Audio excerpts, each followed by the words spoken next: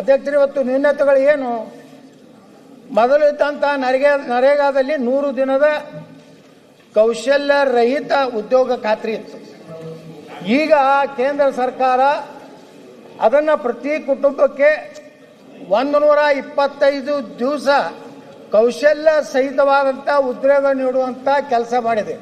ಅದರ ಮೊದಲು 100 ದಿವಸದ್ದನ್ನು ಇವತ್ತು 125 ದಿವಸ ಮಾಡಿದ್ದಾರೆ.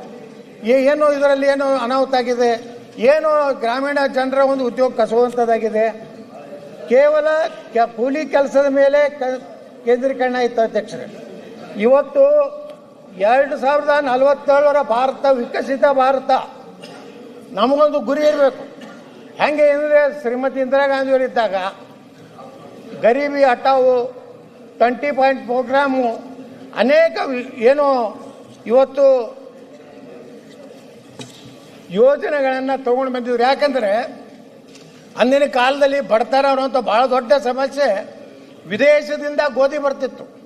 ಯಾವ ಅಮೇರಿಕಾದಲ್ಲಿ ಹಂದಿಗಳಿಗೆ ಹಾಕುವಂಥ ಗೋಧಿ ಭಾರತಕ್ಕೆ ತಂದು ನಮ್ಮ ಜನರಿಗೆ ಕೊಡುವಂಥ ಪರಿಸ್ಥಿತಿ ಇತ್ತು.